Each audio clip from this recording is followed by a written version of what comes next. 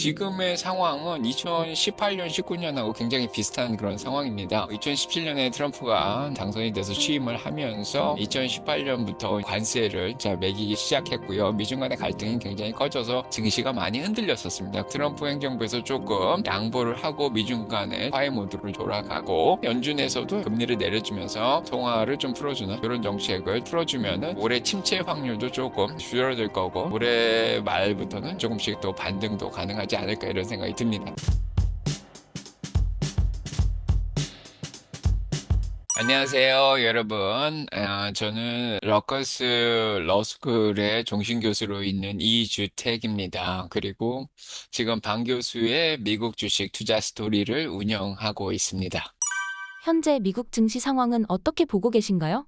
지금 미국 증시는 굉장히 혼돈 가운데 쌓여 있는 그런 상황이고요. 불확실성이 지배를 하면서 굉장히 변동성 있게 움직이고 있는 상황입니다. 이미 작년 말부터 이제 어느 정도 예상이 된 상황인데, 트럼프가 이제 1월 20일에 취임을 하면서 여러 가지 어떻게 보면 무리한 관세 정책을 피면서 많은 나라들이 좀 당황해하고 있는 그런 상황이고요. 전 세계 정치적, 경제적 혼돈 상황을 좀 가져오고 있는 그런 상황입니다. 그래서 미국의 주식시장도 이거에 영향을 받아서 일단 어떤 방향을 잡고 가기가 굉장히 힘든 게, 지금 관세 스위치라고 할 수 있는데 이거를 켰다가 껐다가 이렇게 하는 그런 상황이죠. 그래서 상호 관세를 30% 40%씩 매기겠다 그럴 땐 증시가 많이 흔들렸고요. 다시 그걸 철회하면서 상호 관세 10%만 매기고 나머지 관세는 90일 정도 유예를 하면서 또 협상에 임하겠다, 이런 얘기가 나올 때는 조금 증시가 또 올라왔다가, 그 다음에 미중 간의 관세를 미국에서 145%를 매기겠다,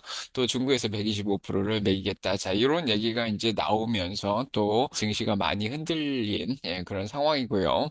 가장 최근에는 관세 정책으로 인해서 증시가 많이 떨어지고 흔들리니까 제롬 파월 연준 의장을 트럼프가 해고를 하겠다, 또 이런 얘기까지 나오면서 연준의 독립성에 문제가 생기지 않겠냐, 이런 얘기가 좀 나왔습니다. 그래서 전반적으로 미국 주식뿐만 아니라 채권, 달러까지 포함해가지고 미국의 전체적으로 자산이 흔들리는 그런 사태도 일어났었습니다. 그래서 전반적으로 미국의 자산 시장, 주식 시장은 지금 혼돈을 겪고 있고요. 당분간은 이런 불확실성이 지속되면서 변동성을 키워나가지 않을까 그런 생각이 듭니다. 트럼프의 금리 인하 압박 가운데 기준금리 변동은 어떻게 될까요? 일단은 연방준비위원회에서 연준 위원들은 기본적으로 금리를 당장 내릴 생각은 없습니다. 그래서 패드 와치도 그렇게 예상을 하고 있는데, 5월 달에 금리를 내리기보다는 6월 달에 한번 내리고 7월에 한번 내려서 두 번 정도 내리고요. 그 이후에 관세가 어느 정도 미치는 영향을, 그래서 기본적으로 물가가 조금 올라가겠죠. 그 다음에 그 이후에 이제 시장 경제에 사람들의 유효 수요를 좀 줄여 나가고, 전 세계적 무역 전쟁으로 인해서 이제 경기 침체가 올 것이냐 이런 걸 판단한 다음에 아마 9월이나 10월 정도에 금리를 또 한 번 내리고, 그 다음에 이제 12월까지는 총 한 세 번이나 네 번 정도 내릴 것으로 지금 예상이 되고 있는 그런 상황입니다. 그래서 당장은 금리를 내릴 것 같지는 않고요. 조금 한두 달 정도 좀 지켜보면서 연준은 독립성을 유지해 가면서 데이터에 바탕을 둬서 기존에 있던 그런 정책을 그대로 유지할 것으로 보여지고 있습니다. 현재 경제 상황과 유사했던 과거 사례가 있었나요?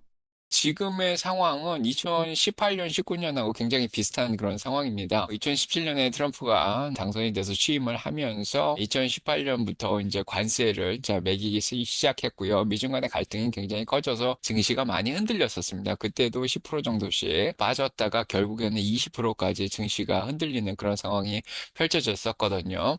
이번에는 그게 좀 가속화돼가지고 벌써 4월 7일 정도에 20% 이상 장중에 빠지는 사태까지 일어났었습니다. 물론 20% 이상 빠지면서 침체 시장으로 들어가진 않았지만은 그럴 위기가 좀 있었던 거죠. 네, 그래서 지금은 관세 때문에 많은 영향을 받고 있는데, 2018년에도 그런 현상이 있었고요. 그 다음에 2019년에 들어서면서까지 제롬 파월을 좀 비난을 하면서 금리를 빨리 내려야 된다, 예방적으로 내려야 된다, 이런 강요를 계속해서 트럼프가 했었습니다. 그래서 이번에는 그게 조금 빨라지면서 벌써부터 제롬 파월을 좀 압박 압박을 하면서 금리를 내려줄 것을 지금 종용을 하고 있는 그런 상황이죠. 하지만 제롬 파월이 해고를 당하던 전반적으로 연준의 전체 위원들을 다 교체하지 않는 이상은 아마 굴스비 총재도 어제 나와서 얘기를 했고요. 그다음에 카시가리 총재도 나와서 얘기했지만 연준의 독립성이 굉장히 중요하다 이렇게 얘기를 하고 있습니다. 그래서 누가 되든지 간에 일단은 해고하기는 좀 힘들지 않을까. 자, 그래서 월가 쪽에서도 일단은 트럼프가 이런 정책을 철회해 줄 것을 굉장히 바라고 있는 상황이고요. 결국 오늘 장 끝나고 트럼프는 제롬 파월을 해고할 그런 의도는 없다. 자, 이런 발표를 했고요. 그 다음에 이제 중국과의 관계에서도 145%까지 관세를 매기지는 않을 거다. 자, 이런 얘기를 좀 해줬습니다. 그래서 2018년, 19년에 제롬 파월도 해고를 안 당했고요. 그 다음에 결국엔 2019년 말쯤 해가지고 연준이 금리를 내리기 시작하면서 증시가 2019년에 많이 올랐죠. 그 다음에 미중 간의 갈등도 조금 완화가 돼서 관세 안들이 조금 절폐가 되고 유예가 되고 막 이렇게 되면서 2019년에 많이 증시가 올라갔습니다. 그래서 지금은 약간 그런 혼돈의 시기가 아닌가 싶고요. 그때랑 굉장히 비슷한 그런 상황이라고 볼 수가 있습니다. 2018년, 19년하고 굉장히 비슷한 그런 상황이다 이렇게 볼 수가 있고요. 제가 옛날에 과거의 데이터를 이용해서 현재를 분석하는 데는 굉장히 도움을 주지만 미래를 예측하는 데는 사용하고 있지는 않습니다. 그래서 미래 예측하는 데는 크게 도움은 안 되지만 그래도 2018년, 19년이면 지금보다는 한 7, 8년 정도의 전의 이야기이기 때문에 그때 증시에 있던 사람들이 지금도 증시에 남아서 거래를 하고 있고요. 그때 투자하던 분들도 지금 많이 투자를 하고 있고 그다음에 그때의 대통령이 지금의 대통령이고 그때 연준 의장이 제롬 파월이었고 지금도 제롬 파월이었기 때문에 어떻게 보면은 같은 심리로 움직인다고 지금 볼 수가 있습니다. 그래서 만약에 그때처럼 지금도 트럼프 행정부에서 조금 양보를 하고 미중 간에 좀 화해 모드로 돌아가고 연준에서도 결국에는 푸시라 그러죠. 금리를 내려주면서 통화를 좀 풀어주는 이런 정책을 좀 풀어주면은 올해 침체 확률도 조금 줄어들 거고 자, 올해 말부터는 조금씩 또 반등도 가능하지 않을까 이런 생각이 듭니다. 관세의 정책이 바로 영향을 미치는 건 아니고요. 지금은 뭐 10%밖에 상호관세가 매겨지지 않았고 지금 협상 과정이기 때문에 지금은 어떻게 보면 실적 기간에 또 들어와 있는 상황이고 그래서 여름에 한 6월, 7월 정도에는 뭐 증시가 어느 정도 안정을 취하지 않을까 자, 이런 생각이 좀 들고 근데 관세 올린 효과는 아마 이제 9월이나 10월부터 이제 나타나지 않을까 이제 그때 한번 고비를 또 넘어가면은 자 올해 말 내년까지는 좀 계속해서 증시가 좀 잘 회복을 하지 않을까 이런 생각을 조심스럽게 합니다. 트럼프가 만드는 변동성이 매수 기회가 될 수 있을 것 같은데 하락 시 주목할 종목이 있을까요? 미국 증시는 이제 저는 적정 주가보다 싼 상황에서 주식을 분할해서 매수하는 그런 경향이 있는데요. 자, 그래서 그렇게 하고 있습니다. 자, 그래서 지금 S&P 500 같은 경우에 보면 5,400이 제가 보기에는 이제 관세 10%를 매긴 경우에 적정한 주가를 계산해 보면 한 5,400 정도가 적당하다 이렇게 생각이 됩니다. 그래서 그거 아직 밑에 있기 때문에 어떤 주식이든지 지금은 살만한 주식들이 굉장히 많다. 그래서 지금은 뭐 아무거나 사도 적정 주가보다는 좀 싼 편이다. 뭐 이렇게 또 생각이 듭니다. 그래서 지금 관세의 영향에서 완전히 자유로운 섹터는 없는 그런 상황인데 그래도 좀 덜 영향을 받는 그런 섹터가 있거든요. 그래서 이제 테크놀로지라든지 소프트웨어라든지 자, 이렇게 이제 또 빅테크와 관련된 자, 이런 종목들은 그래도 관세에서 조금 덜 영향을 받지 않을까 그런 생각이 듭니다. 트럼프가 그리는 시나리오는 어떻게 보고 계신가요? 트럼프 행정부가 지금 가장 우선시 여기는 게 두 가지 정도로 볼 수가 있는데 첫 번째는 일단은 정부의 재정 적자를 해결하려고 하고 있습니다. 그래서 지금 35조 달러 이상의 지금 미국의 재정 적자가 나고 있는 상황인데 그거를 해결하기 위해서 스캇 베센트 장관과 함께 10년물 국채 금리를 좀 낮추면서 금리를 낮춰서 이제 정부가 이제 부담해야 될 그런 부담을 좀 낮추려고 지금 하고 있는 거죠. 그리고 달러도 좀 강하게 자, 만들려고 좀 노력을 하고 있는 그런 상황인데 그게 첫 번째고요. 두 번째는 이렇게 또 관세를 이용해 가지고 또 이제 정부 부채를 갚는 그런 상황인데 이런 거에 더해서 외국에 나가 있는 미국의 많은 제조업 기업들을 미국으로 다시 불러들이려고 지금 노력을 좀 하고 있는 것 같습니다. 근데 사실은 미국이 서비스 중심의 이제 산업 구조로 많이 바뀐 지 오래됐죠. 그래서 GDP 한 70% 정도가 서비스 산업인데 있는데 이미 쇠퇴한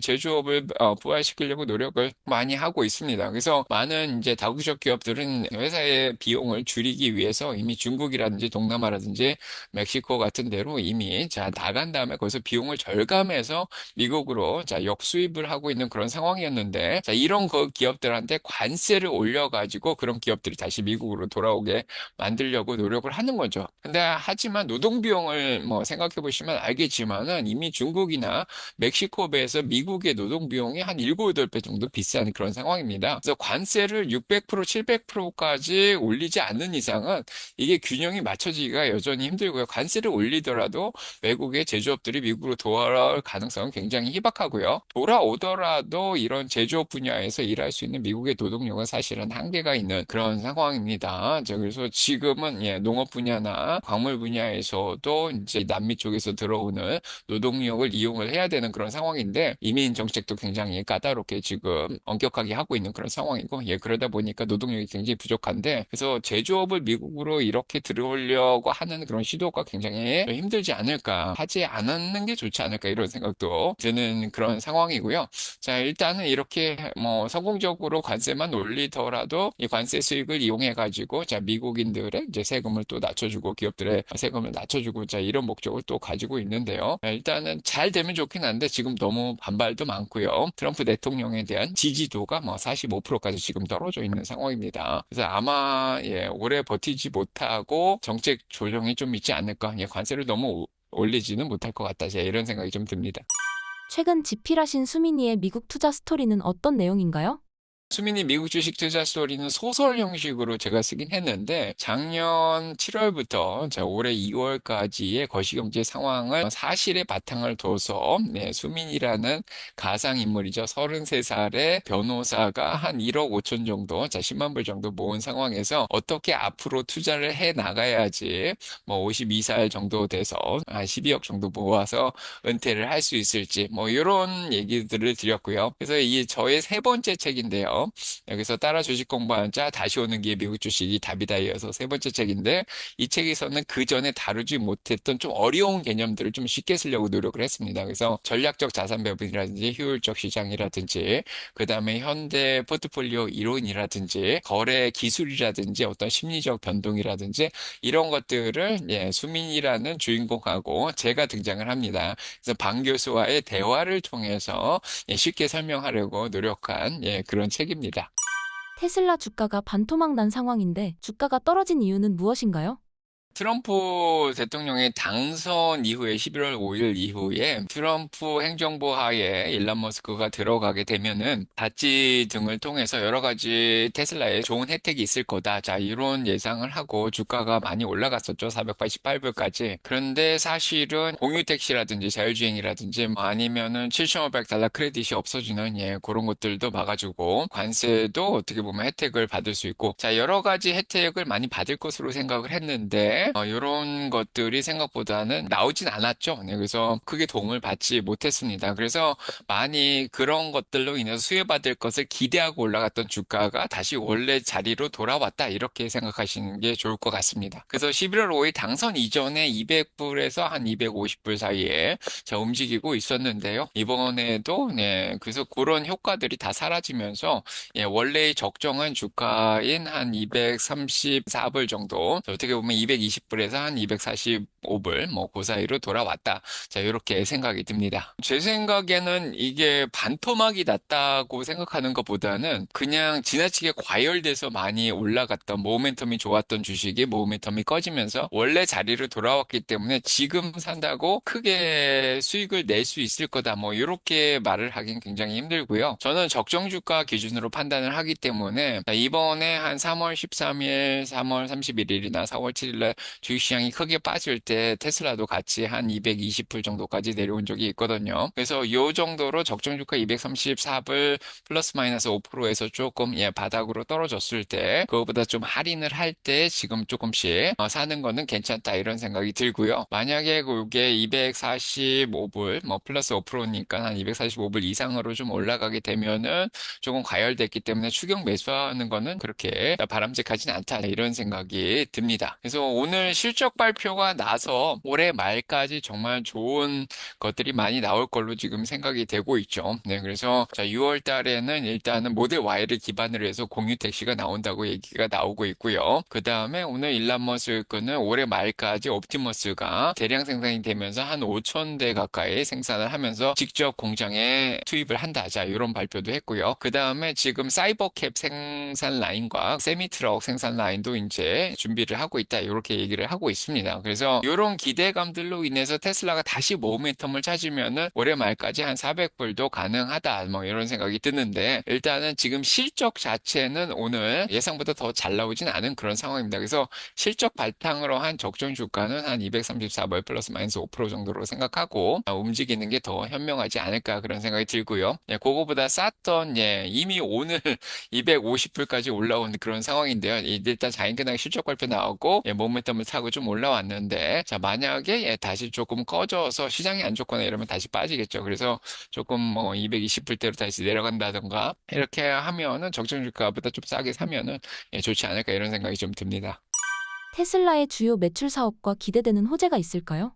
실적 발표가 났는데 테슬라 매출은 일단 자동차가 주이죠. 네, 그래서 자동차 매출은 일단은 4개 공장에서 모델 Y의 생산 라인이 교체되면서 오늘 매출이 그렇게 잘 나오진 못했습니다. 하지만 다음 분기부터는 이 매출이 잘 나올 것으로 지금 생각이 되고 있는 그런 상황인데요. 모델 Y가 지금 아시아 퍼시픽 쪽에서는 너무 주문이 많이 들어온다 이런 얘기를 하고 있습니다. 자, 오늘도 일본이라든지 한국이라든지 중국 같은 데서 지금 주문이 굉장히 많이 들어오고 있는 상황 이고 그래서 한국 같은 경우에는 3분기까지 주문이 지금 밀려 있는 그런 상황이죠. 그래서 일단은 자동차 쪽이 모델 Y 주니퍼라고 새로운 모델이 나오면서 다음 분기부터 좀 매출 증가가 예상이 되고 있는 그런 상황이고요. 정치적인 문제 뭐 이런 문제들도 있었는데 생각보다는 충격이 그렇게 큰 것 같지 않은 그런 상황입니다. 그 다음에 오늘 나온 얘기인데요. 정치적 문제와 관련해서 뭐 조금 얘기를 더 드리면은 일론 머스크가 드디어 다치의 모든 필요한 일을 거의 다 해냈다 이런 얘기를 하고 있고요.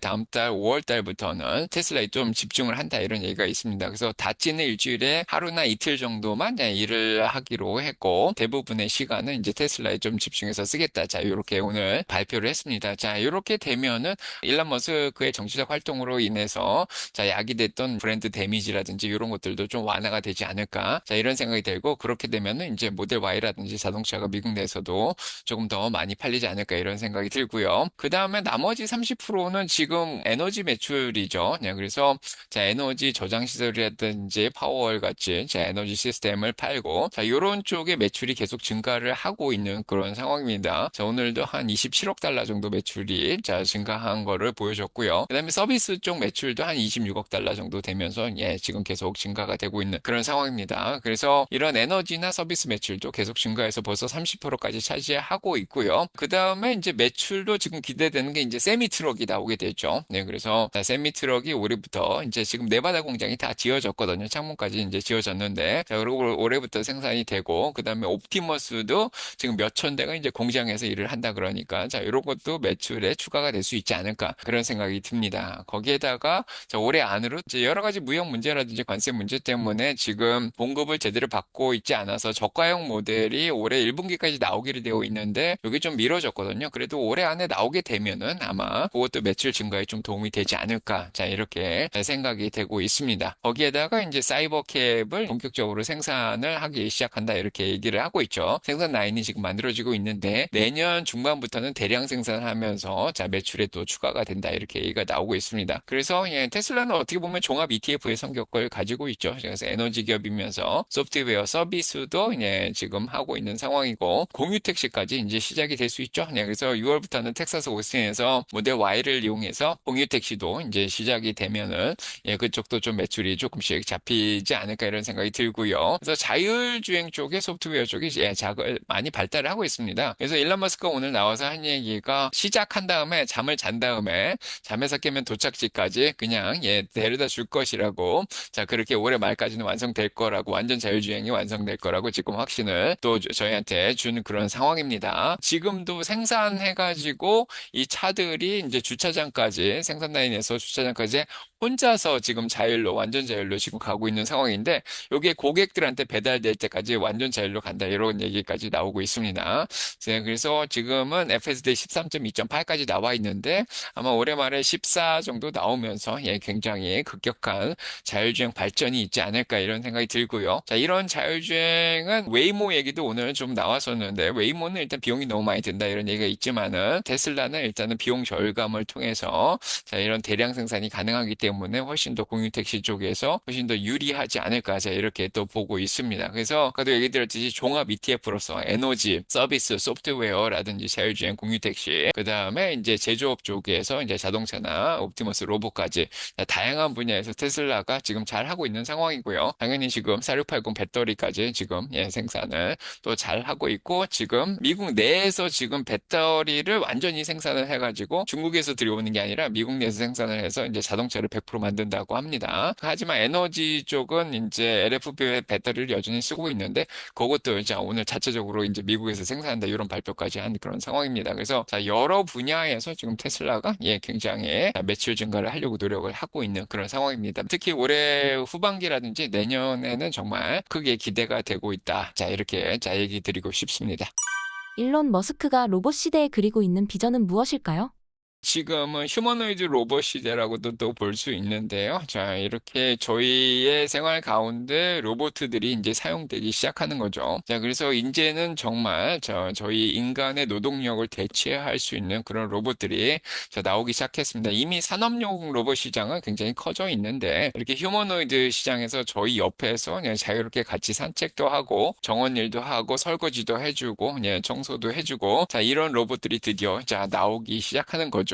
그래서 저희 생활 가운데 함께 할 수 있는 뭐 젠슨항도 비슷하게 얘기했죠. 피지컬 AI라 그러는데 저희 삶 가운데 함께 할 수 있는 휴머노이드 로봇이 이제 곧 나오게 되는데요. 이런 옵티머스 로봇이 올해부터 이제 수천 대 정도 생산이 되고 자, 일론 머스크에 따르면 2030년까지 100만 대 생산을 한다 이렇게 얘기가 오늘 나왔습니다. 물론 2029년에도 그게 가능하다 그러는데 아마 로봇 생산 기업들 중에서 지금 보스턴 다이나믹스도 있고 피겨2도 있죠. 그 다음에 중국의 유니트리 같은 회사들도 있는데 아마 옵티머스가 지금 테슬라가 아마 대량으로 유일하게 많이 생산할 수 있는 능력을 갖추지 않을까 이런 생각을 하고 있습니다. 대량 생산을 통해서 매출을 증가시키고 선점을 하게 되면은 전 세계에 있는 모든 사람들이 1억 명이면 1억 개의 옵티머스를 사용하는 시대가 오지 않을까. 자, 그런 거를 일론 머스크는 지금 꿈을 꾸고 있습니다.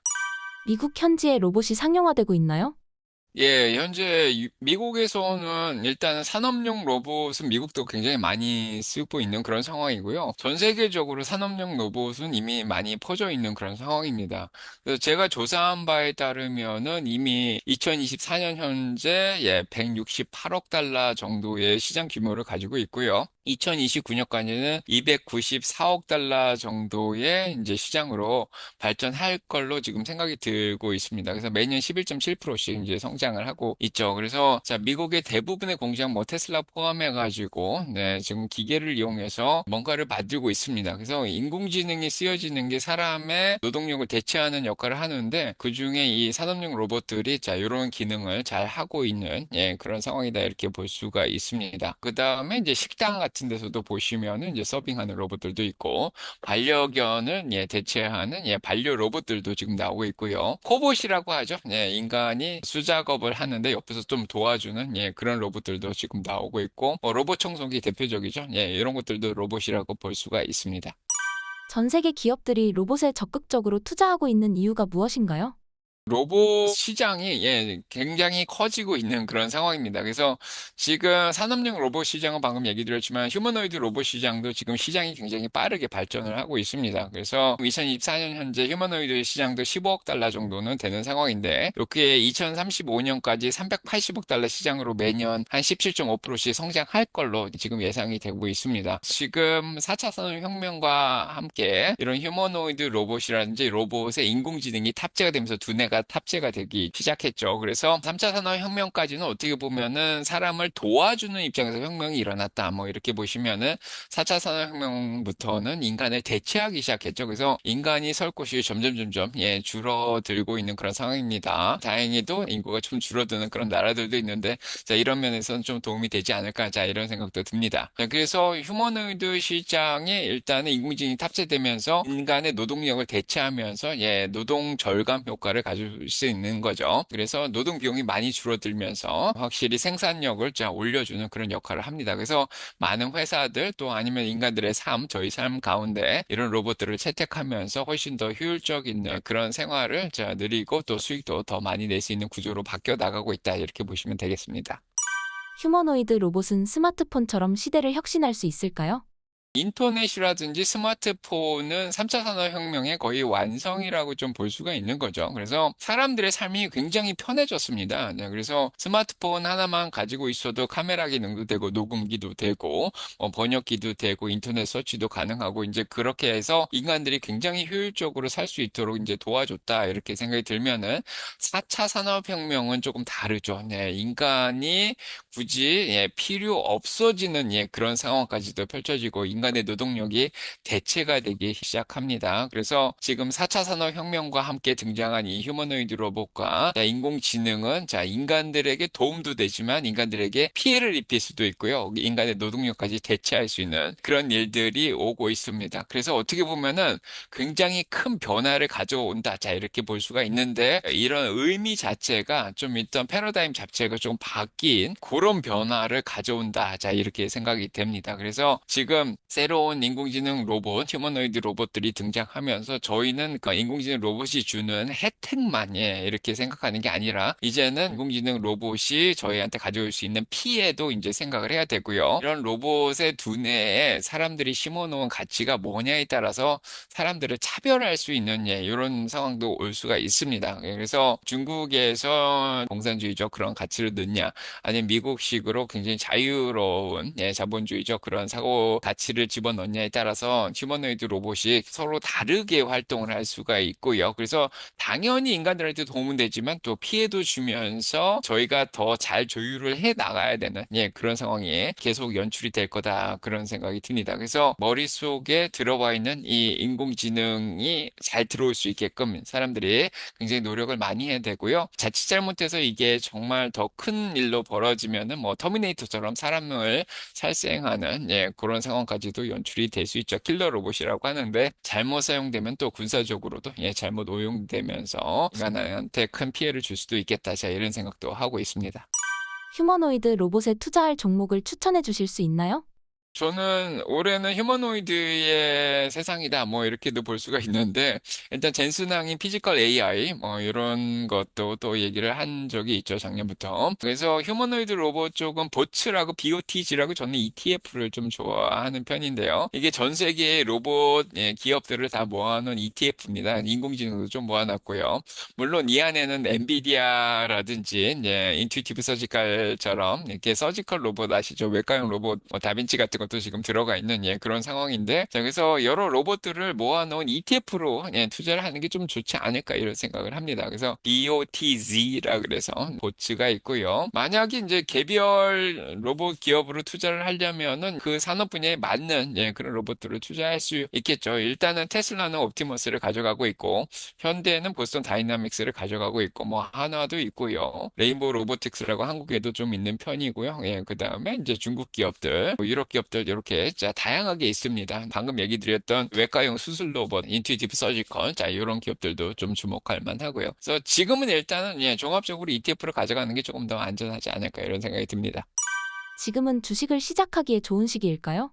네, 그렇습니다. 그래서 지금 S&P 500의 주당 순이익을 기준으로 해서 적정 주가를 계산을 하면요. 한 5,400 정도 나오고 있습니다. 그래서 이 5,400보다 지금 오늘 조금 많이 올라오긴 했습니다. 5,300대까지 올라오긴 했는데 아직은 조금 더 기회가 남아있다 이런 생각이 들고요. 개별 주식별로 적정 주가보다 싸진 게 지금 굉장히 많이 있습니다. 그래서 오늘 일단은 테슬라는 넘어가 버린 그런 상황이긴 하지만은 뭐 애플이 210불이라 그러면 그 밑에 있는 상황이고 아마존 같은 경우에도 200불 밑이라 그러면 아직도 이제 살만하고요. 그다음에 메타도 600불이라고 생각하면 그거보다는 아직은 할인을 하고 있다 뭐 이렇게 생각이 들죠. 그래서 적정 주가보다 지금 싼 주식들이 굉장히 많이 보이기 때문에 굉장히 시작하기 좋은데요. 자, 이번 주 월요일이 좋았죠. 그래서 4월 7일이나 4월 9일 정도 아니면은 이번 주 월요일에 이제 주식시장이 다시 한번 바닥까지 내려왔던 상황인데 그때가 좀 주가가 좋은 종목들이 많이 보였는데 뭐 아직도 조금은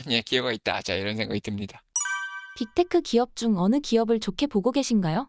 빅테크 기업들은 다 좋다. 자, 이렇게 생각이 듭니다. 저는 4차 산업혁명과 관련된 주식들을 굉장히 좋아하기 때문에 이커머스를 하는 아마존이라든지 뭐 일단 AWS 같이 자, 클라우드도 하고 있죠. 그 다음에 클라우드 서비스의 가장 대표적인 마이크로소프트라든지 그 다음에 구글도 괜찮다. 이렇게 생각이 들고요. 당연히 최근에 많이 유행하고 있는 생성형 AI 자, 이쪽에 이제 라지 랭귀지 모델을 같이 발전시키고 있는 메타라든지 구글이라든지 이런 데도 이제 굉장히 자 유망하다고 볼 수가 있고요. 일단 오픈 AI하고도 협력을 하고 있는 마이크로소프트도 굉장히 좋다 이렇게 생각을 하고 마이크로소프트도 아주르 같이 자 클라우드 서비스를 잘 하고 있는 그런 상황이죠. 그다음에 이제 테슬라 같이 자율주행이라든지 이제 소프트웨어를 발전하고 있는 이런 기업들도 굉장히 좋고 자 애플도 애플 인텔리전스처럼 인공지능 쪽에 개발을 계속해서 하고 있는 그런 상황입니다.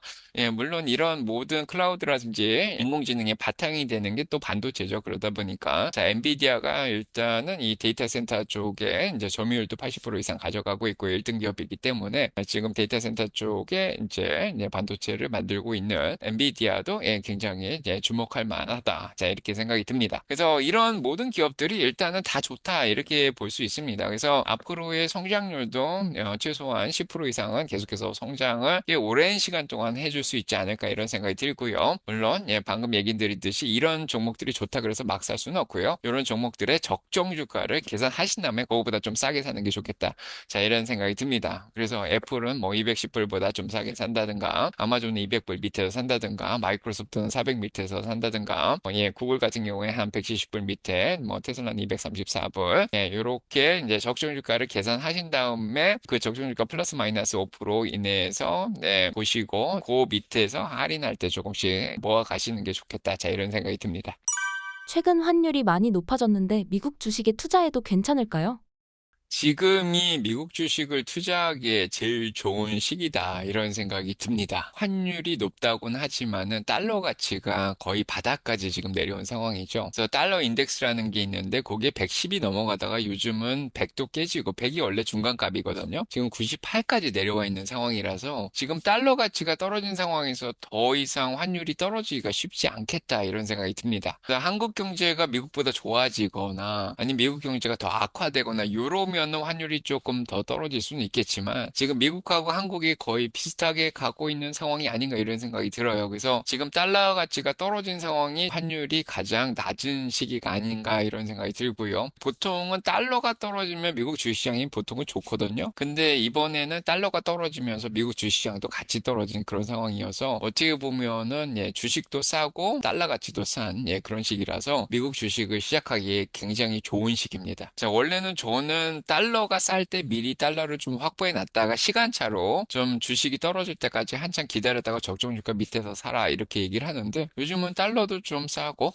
주식도 많이 떨어져 있고요. 그래서 요즘 만약에 시작하게 되면은 6, 7월이나 아니면 올해 말에 또 반등을 하게 되면은 굉장히 좋은 수익을 낼 수 있는 시기가 아닌가 싶습니다. 골드만삭스도 올해 전망은 5,700은 보고 있습니다. 많은 기관들이 옛날보다 많이 낮추긴 했습니다. 뭐 6,500, 6,400 이렇게 평균적으로 가져갔는데 지금은 5,600, 5,700 뭐 이렇게 보고 있는데 지금 S&P 500이 5,300 정도밖에 되지 않는 그런 상황이거든요. 그래서 적정 주가보다도 싸고 올해 목표 주가도 아직 달성을 안 했기 때문에 그래도 지금 사면은 그래도 10% 정도 수익을 낼 수는 있지 않을까 이런 생각이 듭니다. 그래서 일단은 2월부터 5월까지 미국 주식시장이 굉장히 불확실한 그런 상황이긴 해요. 아직은 관세 정책이 완전히 정해지진 않은 그런 상황이고 90일 유예했기 때문에 4월 8일부터 아마 7월 8일까지 때까지 그 협상이 다 끝나고 그다음에 관세가 정해지면은 그 효과가 뭐 9월이나 10월쯤에 이제 나올 수가 있기 때문에 일단은 이렇게 흔들리고 불확실한 상황에서 변동성이 심할 때 주식이 많이 떨어지면은 적정 주가보다 싸면은 조금씩 줍줍하면서 분할해서 당연히 사야겠죠. 그러면은 연말쯤에는 좀 좋은 수익을 낼 수 있지 않을까 이런 생각이 듭니다.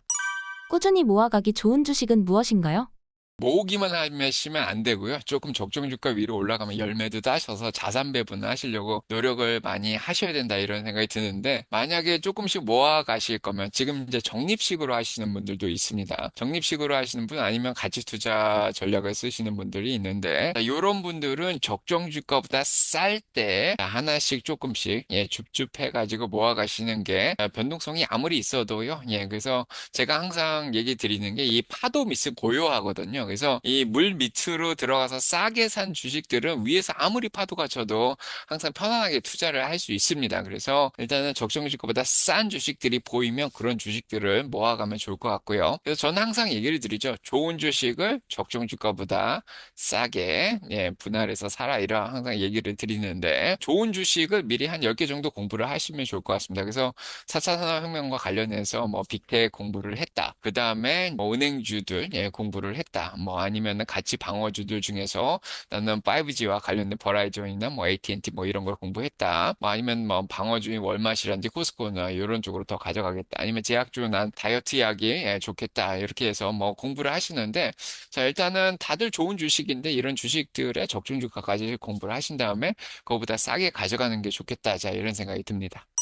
투자하기 좋은 주식을 고르는 방법은 무엇인가요? 가장 좋은 방법은 시대의 흐름을 읽는 게 굉장히 중요하고요. 지금은 4차 산업혁명이 이미 2015년부터 시작돼서 지금은 어떻게 보면 완성 단계라고 볼 수 있습니다.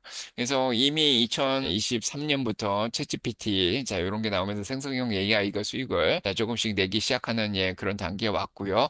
클라우드 쪽은 당연히 자, 빅텍들이 수익을 굉장히 많이 내고 있는 그런 단계입니다. 그래서 이런 시대의 흐름이죠. 자, 지금 뭐 양자 컴퓨터도 2029년부터는 수익을 낼 거라고 보여지고요. 그다음에 소프트웨어 중에서도 자 인공지능을 개발을 잘하고 있는 뭐 팔란티어라든지 스노우라든지 세일즈포스 이런 것들도 굉장히 잘하고 있는 그런 상황이죠. 그래서 클라우드, 증강현실, 가상현실, 드론, 뭐 양자 컴퓨터 뭐 등등 해가지고 4차 산업혁명과 관련된 자 이런 분야들에서 주식들을 잘 공부를 해서 시대의 흐름에 맞게끔 종목들을 고르시면 좋을 것 같아. 자 이런 생각이 듭니다.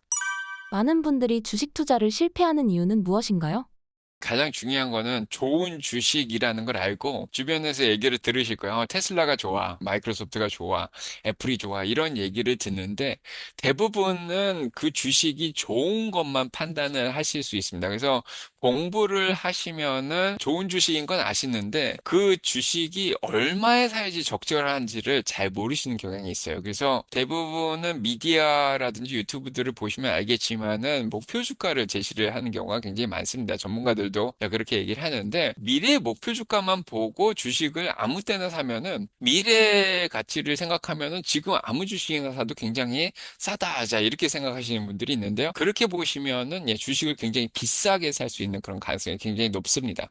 그래서 테슬라가 뭐 2030년까지 2,000불 간다. 이렇게 생각하면 지금 400불이 되든 500불이 되든 싸다고 생각하고 막 이렇게 사는 경향이 있죠. 그렇게 되면은 고점을 잡고요. 2,000불이 안 갈 수도 있는 상황이고 1,000불이 가더라도 500불에 사면은 2배밖에 수익을 못 내는 그런 경향이 있죠. 그래서 수익률이 굉장히 떨어지게 됩니다.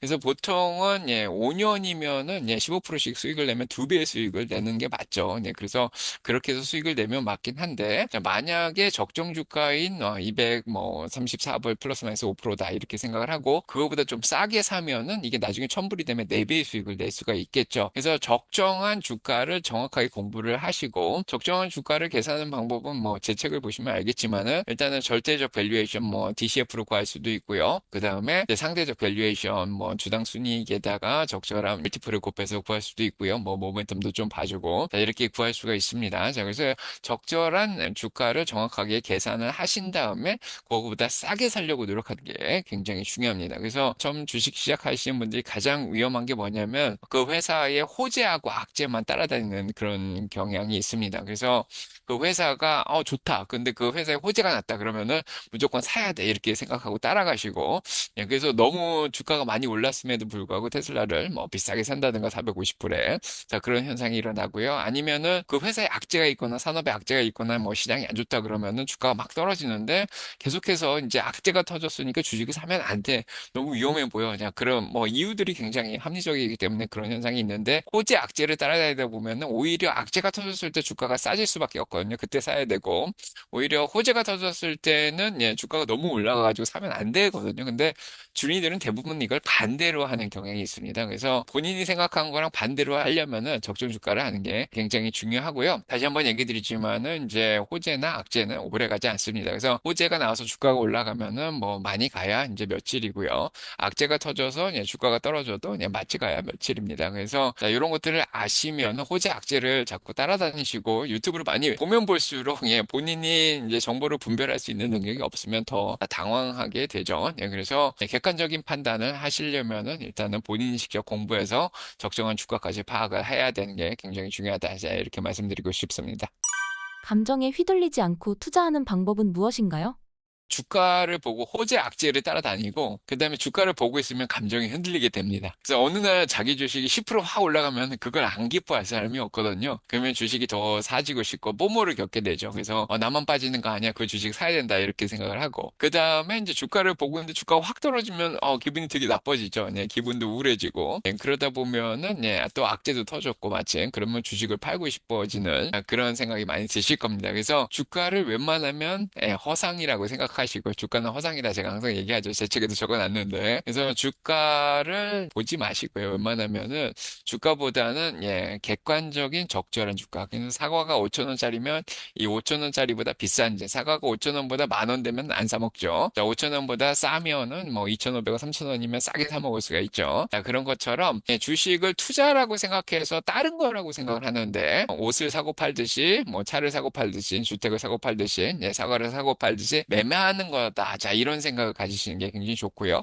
적정한 주가보다 싸게 산다. 자, 이런 생각만 가지고 있으면은 감정에 흔들릴 이유가 전혀 없습니다. 신사임당 구독자분들께 한마디 부탁드립니다.